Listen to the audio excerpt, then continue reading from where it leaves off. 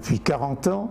L'association est le fruit d'une rencontre du père Goré, Oblat de Marie de la région lyonnaise, qui, à l'occasion du congrès eucharistique de Bombay qui a lieu en 1971, rencontre Mère Teresa qui était à l'époque une illustre inconnue. À son retour, il écrit un livre intitulé Amour sans frontières, qui est une biographie ni plus ni moins sur Mère Teresa et qui va permettre au lecteur de connaître cette personne qui deviendra célèbre, bien sûr, comme vous le savez. Mère Teresa à l'époque s'occupe de mouroirs, s'occupe de dispensaires, et le père Goré, aidé d'un autre Oblat de Marie, le père Méraud, vont prendre leur bâton de pèlerin et vont prêcher dans toute l'Europe les biens fondés de ces actions. Et voilà que cette association Amour sans frontières prendra de plus en plus d'ampleur, de plus en plus d'adhérents, de plus en plus de donateurs. On répond à 3 axes principaux, à savoir l'aide à l'enfance en détresse, la santé, la formation, l'éducation.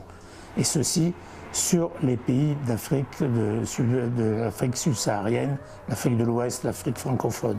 Nos projets correspondent aux 2 types d'activités. L'envoi des containers, on envoie donc 10 containers par an à destination principalement du Togo et du Bénin, et on vient de fêter le 100e. Donc ces 10 containers sont remplis de matériel à destination des communautés qui en ont besoin, du matériel scolaire, du matériel médical, des vélos, des lits médicaux, etc. Ça c'est le premier type d'activité, et le deuxième ce sont les projets. Alors les projets ce sont essentiellement des constructions de bâtiments, construction d'écoles, construction de centres sanitaires.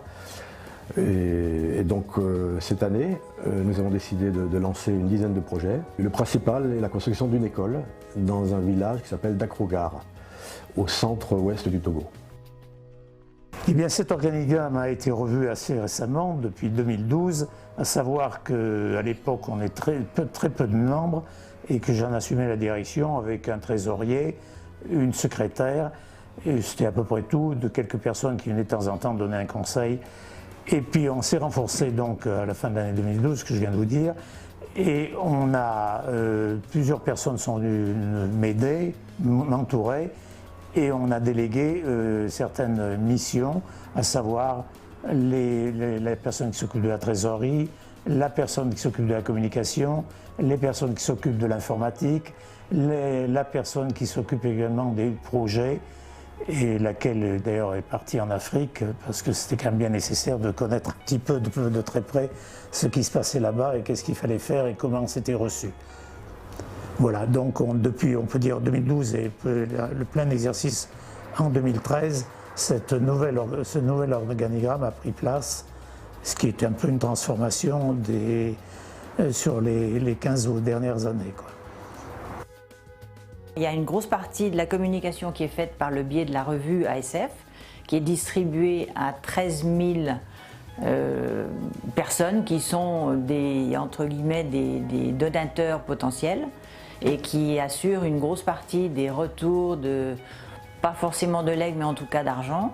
Et on voit par exemple, cette revue est trimestrielle et il y a une chose qui est très nette, c'est qu'à chaque envoi de revue, il y a des fonds qui rentrent dans la foulée.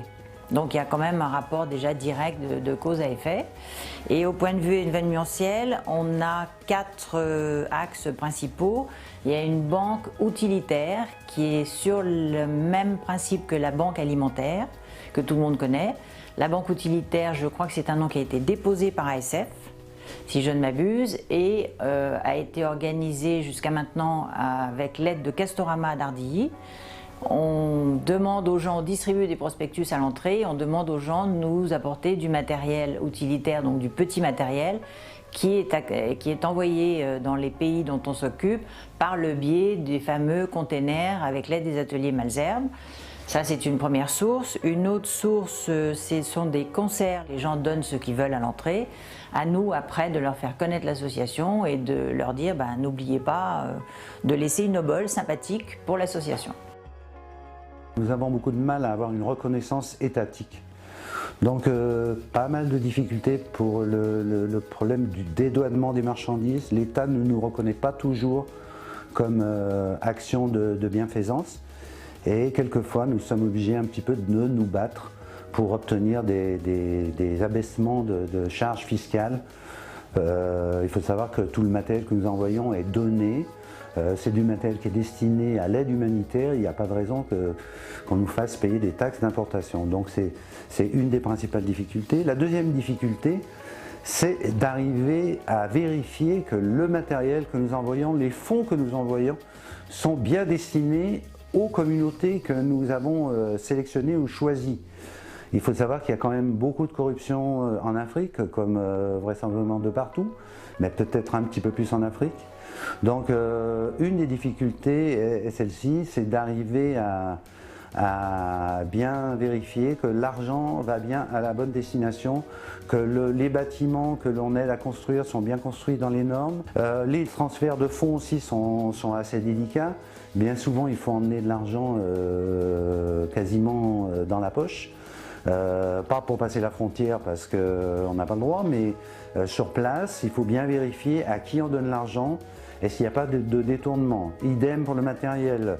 Il est préférable toujours de bien distribuer le matériel à chaque personne pour être sûr que le matériel va bien à la bonne destination. On s'appuie donc sur un réseau de connaissances qui sont les sociétés des missions africaines. Beaucoup de personnes que nous connaissons de grande confiance qui nous aident à trouver les bonnes personnes, à trouver les bons interlocuteurs pour assurer la pérennité de nos dons et de nos œuvres. Je pense que c'est un bilan extrêmement positif. Il faut absolument qu'on continue à avancer dans ce sens. Les besoins sont immenses. Ces populations sont dénuées de tout bien matériel. Il y a une grande souffrance par rapport à la maladie. Il y a de grandes difficultés pour se faire soigner. Il faut absolument qu'on continue nos actions, même si la difficulté est grande de trouver des fonds en Europe avec la crise, avec le nombre de demandes. Il faut absolument qu'on continue à œuvrer pour aider ces populations car personnellement je pense que ça vaut vraiment le coup. Ce sont vraiment des gens extrêmement battants, extrêmement volontaires, qui ont envie de s'en sortir et qui ont des capacités énormes, aussi bien de ressources naturelles, d'envie de travailler. Contrairement à ce qu'on peut croire, les Africains sont très courageux, très tenaces, très volontaires et ils ont un savoir-faire. Il y a beaucoup de choses à apprendre en Afrique et il faut absolument qu'on continue à les aider pour qu'ils deviennent complètement autonomes.